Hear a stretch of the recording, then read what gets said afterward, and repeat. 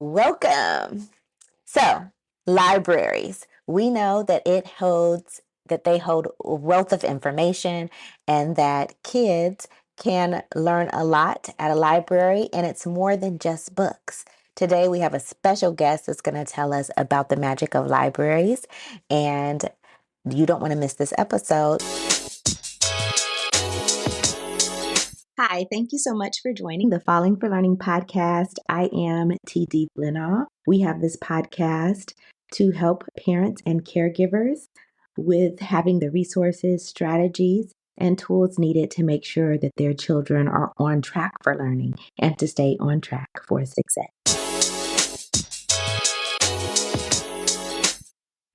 Today, we're welcoming Dr. Eno Attah. She is a school librarian extraordinaire, and she has a doctoral degree in educational leadership with an emphasis on social justice. So she's going to tell us about the magic of libraries and what you need to know to make sure your kids are on track and have the competitive edge when it comes to libraries. Thank you for having me. I'm so happy and excited to be here. Wonderful. Okay, so just before we jump into like business, I believe you're on break right now. Are you enjoying your time? I am having an awesome, restful, relaxing time. I just came back from Arizona. Mm, Um, I did a little road trip to Arizona, and then I also visited Marietta Hot Springs. So that was an experience that was really nice, as well as, eating all types of food because I'm a foodie. So I love to yes. find foods and adventures. Wonderful. Okay. So one thing that you told me about is you have a doctoral degree in educational leadership, and to get, to be so accomplished and have accomplished so much in the educational and academia, you must love learning. So tell us what that journey was like for you as a child, learning to love, like what got you into learning to love. Learning, I'll get me my words together. What got you into loving to learn? There we go. Yes. You hit the nail on the head. I am passionate and committed to lifelong learning. I um, love learning new things, learning about people, learning about community, cultures, just anything and everything that there is to know. Because I know, like, for right now, in the entire universe, like, my knowledge is like a speck, so I know that there's always more that I can learn. But dating back to childhood, I can say, when I think back, I'll say my parents, um, PBS, Okay. my community, and then some of the educators that I have. So for me to delve, more deeply into that, my background, I'm Nigerian American. So both of my parents, um, are or were Nigerian. My mom passed when I was in college. My dad is still Sorry. here. Yes, thank you. And, my dad was an engineer. Before he came to the United States, he studied in Nigeria, of course, and abroad in London. But then he came to the United States and had to deal with a wealth of injustices and Okay. had to start all over, And for him, it didn't stop him. He kept pursuing and kept pursuing his goals. And something that him and both my parents would always tell me is that, in life, um, you can gain lots of material things, but what no one can ever take away from you is God or your knowledge. So to pursue that and pursue it passionately. And so from when I was a kid, I just always knew that if there was anything education wise, that my parents are going to support me. I might ask for a pair of new shoes. They may say no. I might ask for the latest, electronics that had come out. They would say no. But if I said I needed money for a field trip or I needed, something to pursue my academic goals or passions, they were going to Mm-hmm. support it 1,000% and go above and beyond. So that was my initial love for education. And then when I say PBS, I was a latchkey kid, like a lot of the kids growing up in the 80s. Okay. And, you know, even things that parents back then did, today parents would not be allowed to do. But I went to Yes. preschool and I felt like, oh, I had learned everything that I needed to know in preschool. And, you know, my mom said, well, you need to go to school. I don't want to go to school. I know everything. And so my Right. mom would go to work. I would be at home and it would be me, Sesame Street, Mr. Rogers, and Okay. Barbara reading Rainbow. I could relate, definitely. I Yeah. definitely was one of the original PBS kids as well. I'm glad to meet another one. Hey, so you know, from there, I just really learned a lot from those shows. And when now that I'm in education, and they just say like, you know, the first five, and how much students and how much children can learn in the first 5 years of life, and how what, and I'm, you know, not down in, you know, schools or anything like that, but they're saying like, okay, the equivalent of Sesame Street, if you were to have your kid watching Sesame Street every single day, they could learn the equivalent of what they would learn in a preschool. So for me, I was kind of like being self-taught by PBS. And by the time I Absolutely. enrolled in kindergarten, I was a teacher's assistant in kindergarten. Okay, so I was helping my teacher grade papers in kindergarten for my Yes. PBS education, you know, and I just really loved that my community, again, I was at a school in an I grew up in an inner city neighborhood, LAUSD public. I'm a proud product of LAUSD public schools, and I can attest Okay. to, yes, I can attest to the love that was poured, and the confidence that was poured into me and my peers growing up in the 80s, being taught by teachers that had come from our community, that had graduated, gone to college, and then returned to the community to teach kids who look just like them. And Mm. I am a product of that love, of that inspiration, of that motivation. And I can just say I'm nothing but grateful because my teachers, um, you know, I can name my all of my elementary school teachers, Oh, shout him out. Shout him out. Miss Burton. So I went to Budlong Elementary at Okay. Budlong Avenue Elementary in LAUSD. I had Miss Burton, Miss Washington, Miss Marceau, and then Miss Robinson, who is now an administrator for LAUSD. And I have nothing but accolades to pour on those teachers because Wow. they saw us and they really, really inspired us. And we had the arts, we had everything, you know. So I'll stop there. I could go on and on. You can tell I'm passionate Yes. about education. I love learning, and it started at a very young age. All right. So can you tell us about, what are some activities or skills you had when you were younger, right, that led to your present career as a school librarian? So yes, when I was younger, I actually was trained in ballet, tap, and jazz dance. Okay. Um, our school, and I that was outside of school, but in school we had a dance slash theater teacher from elementary school age who um, was teaching us about Alvin Ailey, Debbie Allen. I learned the national Black anthem in Okay. elementary school. I learned so many things that still resonate with me today. I learned about Langston Hughes.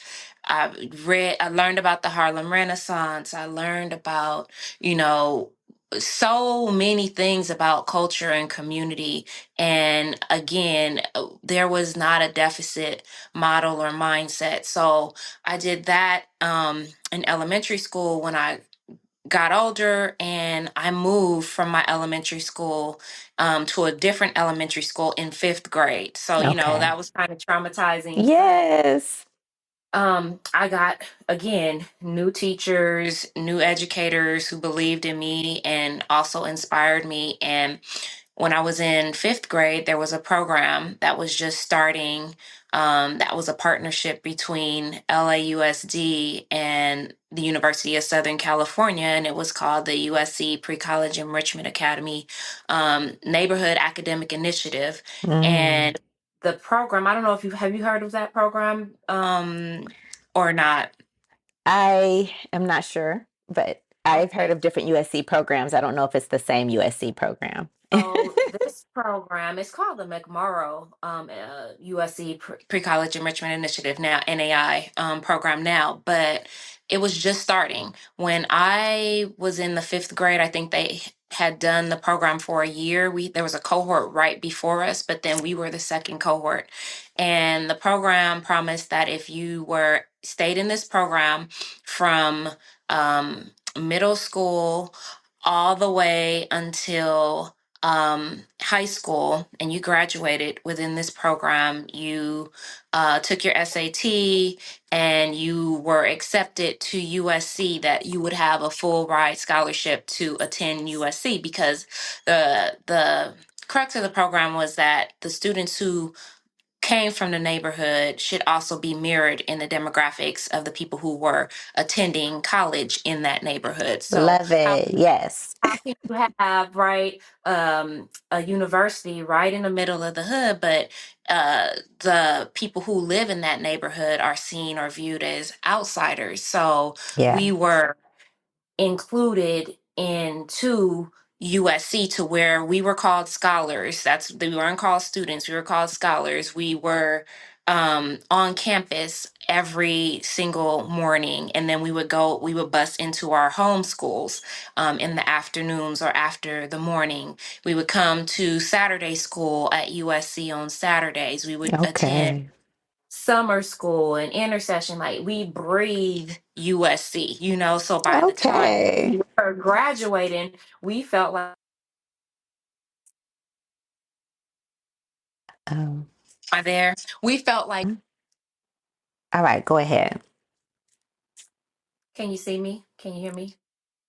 Is my head moving? Because I'm moving it and I don't Yes. see it moving on the camera. It is, It's a little lag is what's happening right now. but it's It's okay, I can keep going. yeah, just keep going. So by the time you graduated, Okay. So by the time we graduated from high school, it was like, the goal was like, you're going to USC, you have this scholarship, you belong here. Don't ever make anybody believe that you're an outsider or you don't belong.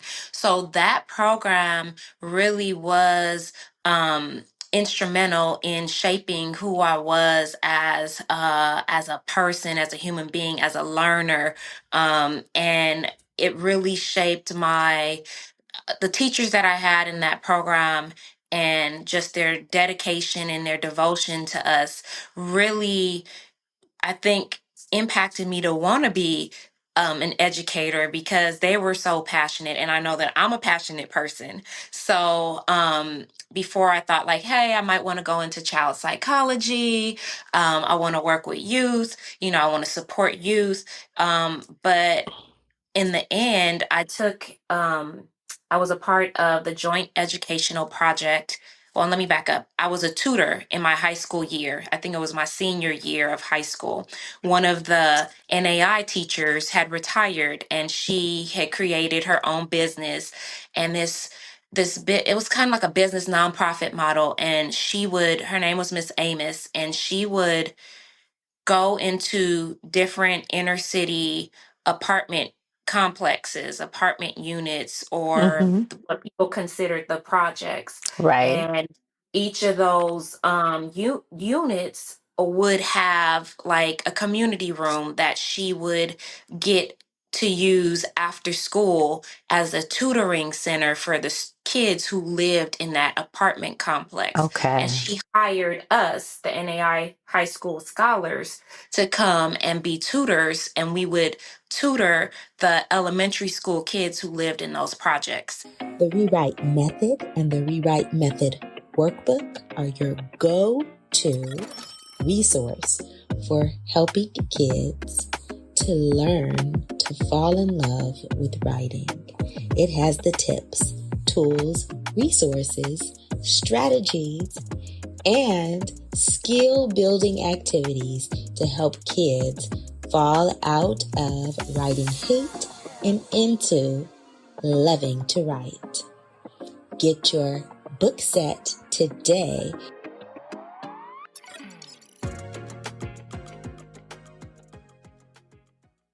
Okay. So that was like my first experience with, quasi being in education as a tutor. And I was really passionate about it. It was very fulfilling. And I love the feeling of getting students who felt like they didn't know math or they didn't know, how to read or say a word or how to spell or how to write. Yeah. I just felt so good being able to support them and encourage them and let them know, like, you can do this, you can do anything you put your mind to, and I'm here to support you. So that was kind of how the things that I was involved in prior to college that got me thinking, like, oh, maybe I could be into education. And when I got to USC, I was a part of the joint educational project, and then another one of my classes that I participated in sent us into the community to work with schools, creating lessons and teaching those lessons to students in our surrounding. It was called the Family of Five schools surrounding you. Nice. And I was able to go in and teach, kids with my classmates and my group mates. And a lot of my classmates, they didn't, not a lot, most all of my classmates that I was doing these projects with were not from the inner city. They had never had or lived that experience. It was like they were going into a foreign area or they were Yes. going to something that was unknown. Whereas this was what I was used to. This was my home. This was my community Yeah. because I lived in the neighborhood prior to Hmm. going to USC.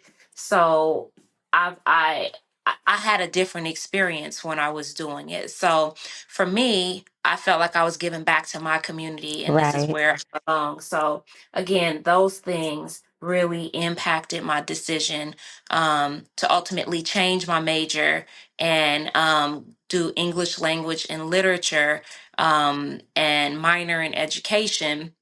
And then I ended up being able to drop my minor and go directly into teaching through my English language and literature major. Okay.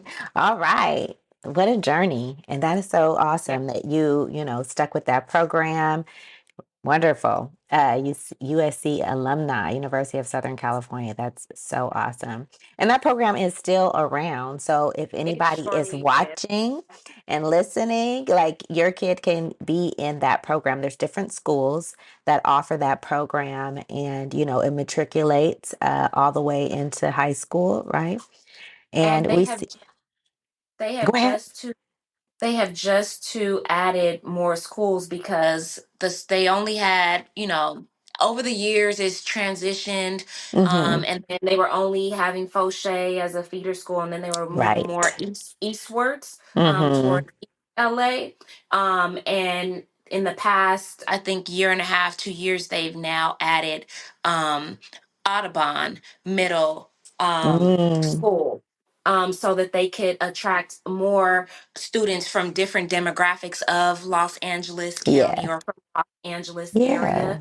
that reflects our community. So that was something that they've done. And I think now as like feeder schools, they're moving towards instead of just having Fauché, I think they're also moving towards Crenshaw and possibly Dorsey. So I don't want to misspeak, but you have the information pulled up Yeah, and yeah, yeah. I'm still a part of working with the alumni association from time to time. Ooh, So wonderful. yes, thank you for Okay. sharing that. Yes. Well, thank you. So, let's talk about your current career, right? As a school librarian. What can you tell us about libraries that can give parents, kids, some insight? Like, what might they be missing? What's some underutilized parts of libraries? Yes, and how could I forget my journey? Like that was my undergrad journey. I ended up going to San Jose State University. How I even ended up in libraries. So again, like I went into education. I started teaching English English at a high school in Inglewood. Shout out to Inglewood. Um, and loved it. And I was there, for about 15 years. But Okay. um, I transitioned from the English classroom into the library accidentally. So I can't say, like, I knew I wanted to be an educator. I knew I wanted to teach. I Right. thought, but I didn't wake up saying, "Oh, you know what? I've always dreamed of being a librarian." If I said that, I'd be lying, right? But how I ended up being in the library was our librarian at the time was retiring. And how our school used to do is if somebody retires from a position, they just close it all together. So Oh, we lost auto mechanic shop, we lost JROTC, we lost a lot of things. And so the librarian, she was on a mission. She said, "Look, okay. when I leave here, I do not want them to close this library or close this library position. I am recruiting. Yes. Somebody is going to take this position." And so she Yes. went out to all the English teachers and was trying to recruit, and everybody was looking at her, including me, like, this woman is tripping. You know what I'm saying? Why does she think I want to spend the rest of my life shelving books? Like, no, I'm in the classroom. I teach English. You know what I'm saying? Yes. And for whatever reason, one day, I don't know what happened, and I said, that library degree is looking kind of intriguing right now. When you face different challenges and dynamics in the workplace, sometimes you're like, let me look at the grass on the other side and see if it's looking greener over there. And so it came back to my mind. She was like, if you go to the library, you'll stay in education much longer. And I was side eyeing her, looking like, what? What? No. And so, for whatever reason, I said, let me look into these programs. And at the time, I wanted to stay in California, and the programs that were available, I think, were UCLA, San Jose State. Um, those were the two that were offering master's degrees, Mm-hmm. MLISs, Mm-hmm. Masters in Library and Information Science, along with your program. But then Cal State Long Beach offered a program with no masters, but you were getting your teacher librarian credential. You would be certified to do that. And I had Okay. told myself, I don't want to go to school again and not get a degree to connect with this education. I need to get something that Mm-hmm. can move with me. And so I was like, Yes. no, no knock on the CSU LB program, but I was like, no, I want to get my degree in this, so that it's versatile and I can use it. Yeah. And so I looked into San Jose and UCLA. And so UCLA, I don't know, they were requiring, I don't know what's kind of statistics program. And I was like, I don't want to do any statistics, more statistics and computer science classwork, coursework. I want to do this. So I weeded it down and I did the hybrid program at San Jose State. So Okay.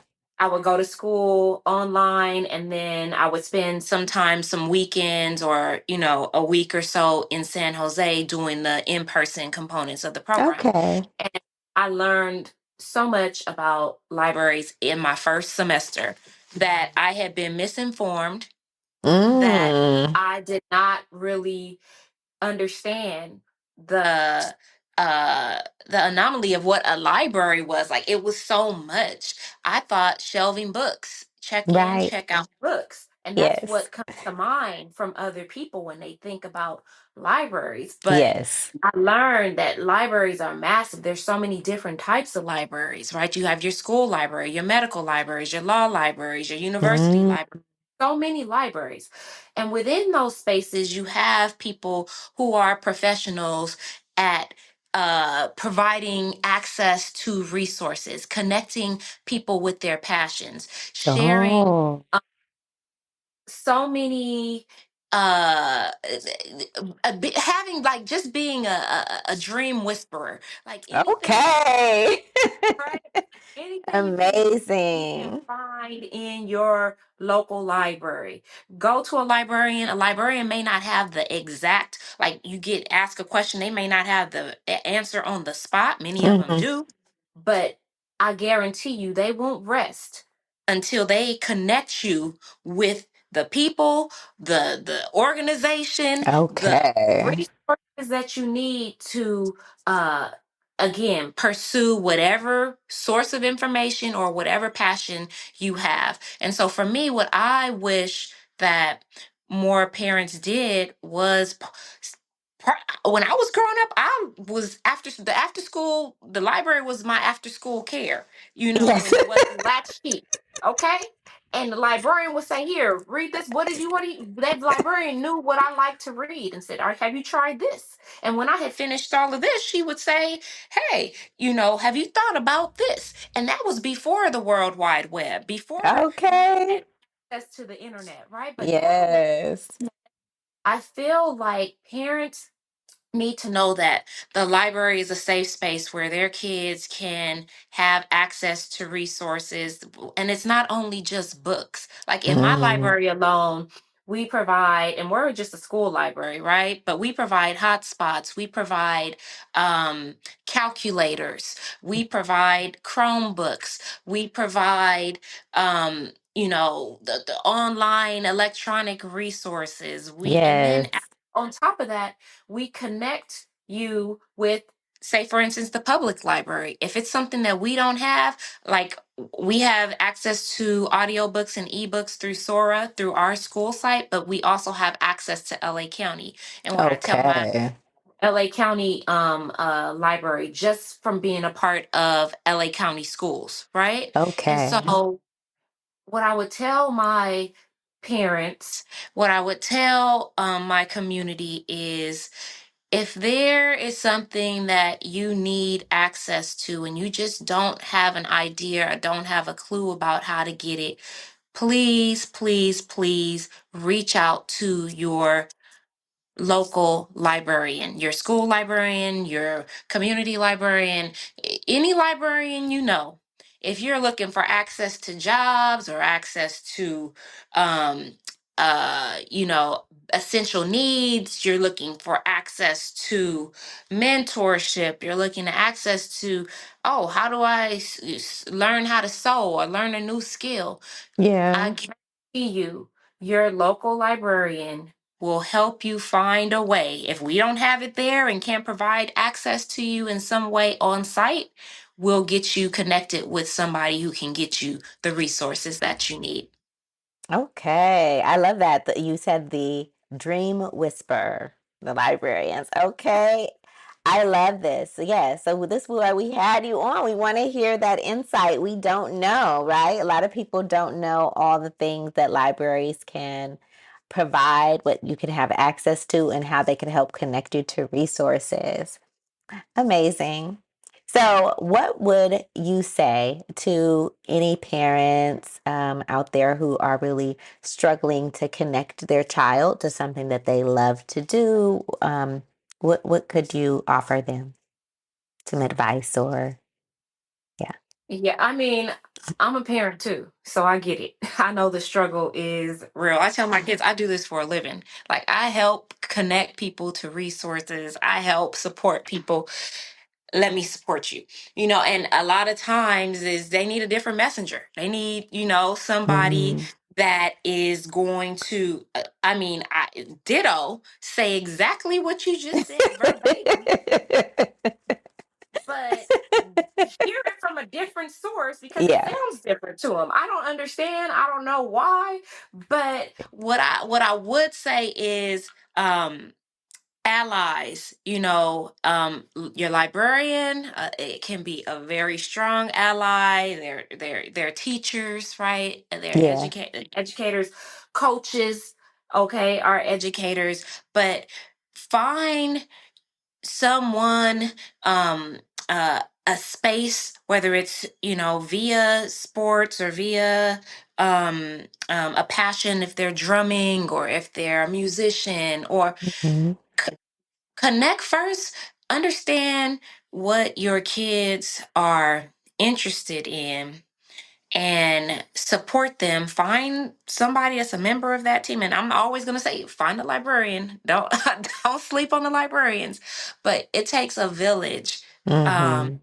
to raise a child.